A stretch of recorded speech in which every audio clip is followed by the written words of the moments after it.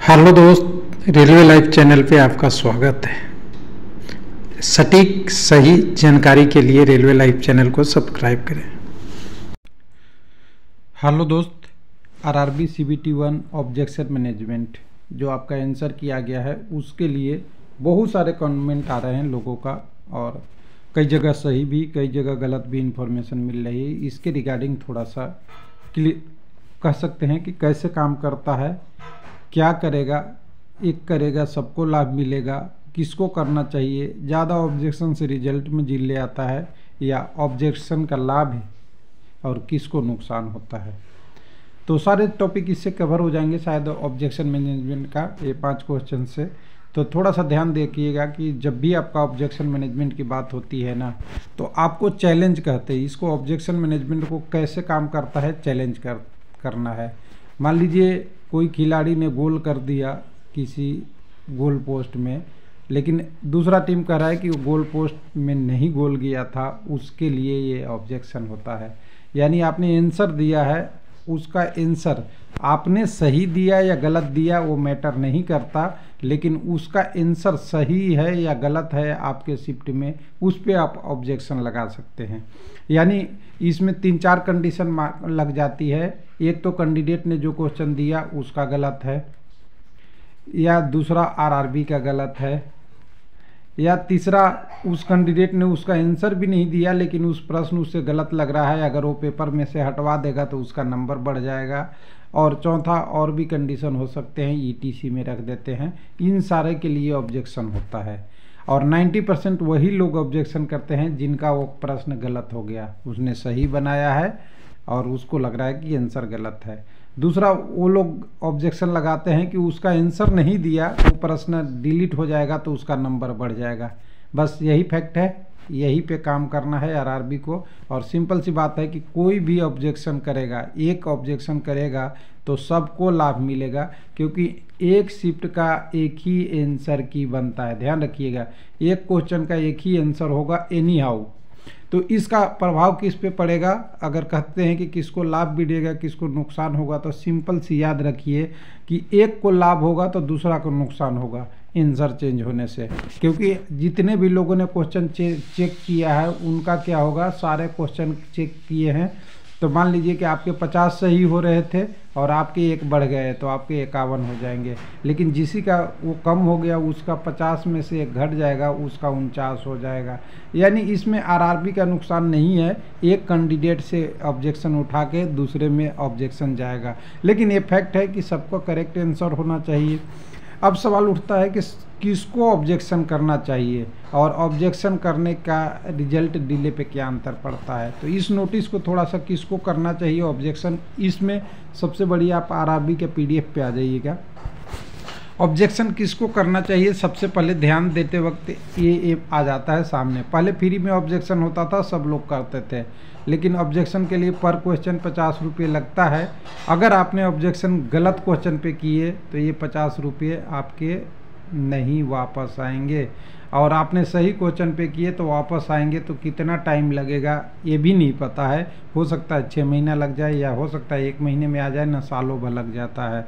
Process में delay होती रहती है, कई बार किन्हीं का बैंक डिटेल वगैरह वगैरह होता है तो वो इशू आ जाती है। तो ऑब्जेक्शन सबको नहीं करना चाहिए, जो 100% कन्फर्म है क्वेश्चन पे या 90+ कन्फर्म है वही ऑब्जेक्शन करें। दूसरे से पूछ के ऑब्जेक्शन नहीं करिए कि मैं इस पे ऑब्जेक्शन कर दूं या नहीं कर दूं। तो जब आप ही नहीं कॉन्फिडेंस है इस पे, तो सिंपल सी बात है आप घबराइए नहीं, आपके बदले कोई कॉन्फिडेंस वाला ऑब्जेक्शन कर देगा। अब सबसे आखिरी वाला यहाँ पे हम जो सवाल पे आ रहे थे यहाँ पे कि ऑब्जेक्शन अगर आएगा तो रिजल्ट पे डिले क्या होगा। तो देखिए, जितना ज़्यादा ऑब्जेक्शन उतना स्क्रूटनी। लेकिन देखिए, अगर एक ही प्रश्न पे बार बार ऑब्जेक्शन आ रहा है, मैं बता दूं थोड़ा कैसे काम करता है, इसी का पार्ट होता है। ये मान लिए प्रश्न नंबर 30 है, क्वेश्चन नंबर है, सीरियल नंबर इसका बहुत सारा अलग चीज़ हो सकता है जो आपने आंसर की में देखते होंगे उसमें। तो उस पर बार बार एक ही 30 नंबर पे आ रही है, तो इसको सबका राम मोहन सोहन देखा नहीं जाता ऑब्जेक्शन में कि किसने किसने इस पे ऑब्जेक्शन किया है। इस प्रश्न को उठाया जाएगा, इसके तथ्य को ढूंढे जाएंगे और इस तथ्य के ढूंढने के बाद इसका आंसर निकाल दिया जाएगा और उसी आंसर को सब पे लागू कर दिया जाएगा। यानी रिवाइज की जो आएगा, रिवाइज रिजल्ट जब बनेगा, रिवाइज की दिखाया नहीं जाता, मास्टर रिस्पांस की आती है, लेकिन एक्चुअल में वो रिजल्ट में इम्प्लीमेंट कर दिया जाएगा। तो समस्या ये है कि सब अगर मान लीजिए 75 क्वेश्चन है और 75 क्वेश्चन पे ऑब्जेक्शन हो गया तो आरआरबी को सारा क्वेश्चन का स्क्रूटनी करना पड़ेगा और फिर से आंसर बनाना पड़ेगा, उसके तथ्य ढूंढने पड़ेंगे, तो रिजल्ट में मेजर चेंज हो जाता है। लेकिन अगर 75 में से 10 पे ऑब्जेक्शन है तो ये 10 क्वेश्चन पे काम किया जाएगा और 10 का अल्टरनेटिव आंसर चेक किया जाएगा, जहां से क्वेश्चन लिया गया है उस पर डिसाइड किया जाएगा, बोर्ड के सामने अप्रूवल के लिए भेजा जाएगा, तब इस पे काम होगा। यानी इसमें डिले के प्रोसेस होता है क्योंकि हर व्यक्ति का ऑब्जेक्शन पे ध्यान दिया जाता है कि वो सही है या गलत है। कुछ लोग गलत क्वेश्चन पे भी ऑब्जेक्शन लगा देते हैं, या कुछ लोगों का अपना व्यू होता है, या गलत बुक में टाइप किया हुआ चीज़ें मिल जाती है, कई बार गलत चीज़ पढ़ रखे हैं, या छोटे छोटे मिस्टेक होती है, कभी प्रश्न में दिक्कत है, कभी आंसर में भी दिक्कत है। तो यहाँ पे क्वेश्चन का मीनिंग भी चेंज होता है। देखिए, एक पद्म भूषण कई आया है ना, एक पद्म भूषण और पद्म विभूषण, अगर दोनों में अगर अंतर कहे तो बहुत बड़ा अंतर होता है, लेकिन क्वेश्चन टाइप करते वक्त कई बार इसको ध्यान नहीं दिया जाता है, तो उस ऐसे आंसरों का तो आंसर चेंज ही हो जाएगा ना, या क्वेश्चन ही डिलीट हो जाएंगे। तो अब यहाँ पे ध्यान रखना है कि क्या क्या होगा।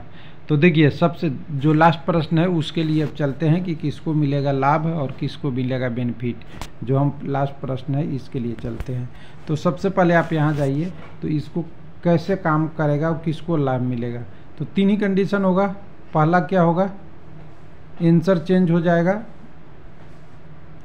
अगर आंसर चेंज होता है तो जो कैंडिडेट के फेवर में जाएगा उसका नंबर बढ़ जाएगा, जिस कैंडिडेट के फेवर में नहीं जाएगा उसका नंबर कम हो जाएगा। ये पहला कंडीशन होता है।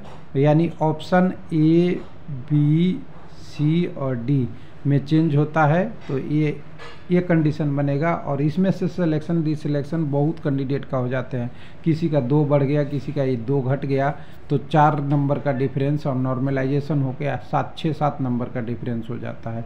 एक ये फैक्टर है। यानी आंसर की से आप आश्वस्त नहीं हुई है कि आपका रिजल्ट आ ही गया है। तो एक क्वेश्चन की हमने बात कर ली है। अब दूसरा क्वेश्चन की बात करते हैं। दूसरा क्वेश्चन कहता है यहाँ पे, 1 मिनट,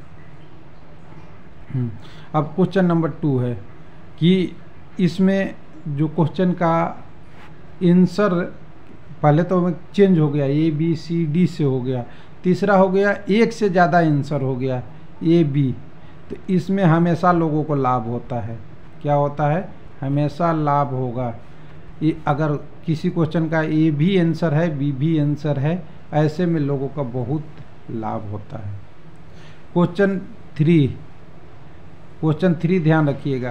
क्वेश्चन 3 है, अगर क्वेश्चन 3 में ये होता है कि क्वेश्चन आपका डिलीट कर दिया गया, तो देखिए क्वेश्चन डिलीट हो गया तो जिसने उस क्वेश्चन का आंसर दिया था और उसका आंसर सही है, उसका बहुत बड़ा नुकसान होता है। ध्यान रखिए, बहुत बड़ा नुकसान हो जाएगा। लेकिन उसका कोई आंसर नहीं दिया था, उसको फायदा होगा, लाभ होगा, और जो उस क्वेश्चन को गलत आंसर दिया था उसको लाभ होगा। बस यही 3 पैटर्न पे काम करता है। तीनों चीज़ सुन लीजिए एक बार ध्यान। अगर प्रश्न आपके चेंज हो गए हैं तो जिसका सही था और जिसका गलत था उसके ऊपर चेंज हो जाता है। जिसका सही था उसका आंसर चेंज हो गया तो सही वाला का नुकसान, जिसका गलत था उसको फायदा हो जाएगा। उसका सही हो गया, उसमें दोनों कंडीशन हो सकते हैं। सही से आपका गलत हो गया, दूसरे का गलत था उसका सही हो गया, दूसरे का गलत था और तीसरे का सही हो गया, यानी सी डी में हो गया, तो उसको बेनिफिट हो जाएगा। इस तरीके से दूसरे तरीके में आपका ऑप्शन दोनों चेंज हो गया। यानी ए भी लग रहा है, बी भी आंसर हो सकता है, वैसे में सबको लाभ हो जाता है। और तीसरा में अगर क्वेश्चन डिलीट हो जाता है तो जिसका सही है उसका भारी नुकसान, और जिसका प्रश्न आंसर ही नहीं दिया या गलत हो गया उसका लाभ हो जाता है। क्योंकि प्रश्न डिलीट होने पे क्या होता है उसके बारे में अगले वीडियो में हम बात करेंगे कि कैसे आपका स्कोर कार्ड बनेगा। उसके लिए आप थोड़ा कमेंट की भी इंतज़ार रहेगी। और एक चीज़ और रिक्वेस्ट है, अगर अभी तक आप वीडियो में बने हुए हैं तो शायद मैं ये कहता नहीं हूँ, लेकिन अब कंडीशन देख के ऐसा लगता है कि अगर एक ही टेबल पे आप लोग बैठे हैं और हम भी बैठे हैं और वीडियो चल रहा है तो एक चैनल प्रोग्रेस क्यों नहीं करता। उसके बहुत सारे कारण होते हैं। उन कारणों में से एक कारण आपके लिए नीचे से लेके आता हूँ। वो कारण है, ध्यान दीजिएगा यहाँ पे देखिए, रेलवे लाइव चैनल है जिसकी कैसे वीडियो देखा जाता है उसकी पैटर्न बता रहा हूँ। तो नोटिफिकेशन केवल मात्र 12.8%। समझ सकते हैं कि सब्सक्राइबर कितना योगदान दे रहे होंगे चैनल को बढ़ाने में।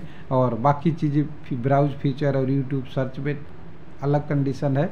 यानी यूट्यूब पे वीडियो दिख जाता है तो हम देख लेते हैं, सर्च में कभी कभी देख लेते हैं। और सब्सक्राइबर तो कहते हैं कि मतलब 12% देखते हैं नोटिफिकेशन से, यानी उनके पास उन्होंने हमारे चैनल का जो नोटिफिकेशन है वो कितने ऑन कर रखे हैं ये आपको सामने दिख रहा होगा। चलिए कोई बात नहीं है, अच्छी बात है, अपने अपने काम करते रहिए। लेकिन अगर सही चीज़ें सही लोगों को पहुँचे, डिटेल से मेहनत करके इतनी चीज़ें लाने के बाद भी अगर सही लोगों तक नहीं पहुँचे तो हो सकता है कि उनका भी नुकसान हो और मेरा तो नुकसान रहता ही है। लेकिन फिर भी कोशिश कीजिए कि सही चीज़ ढूंढिए और सही चीज़ को पढ़िए और अपने जीवन में उपयोग कीजिए।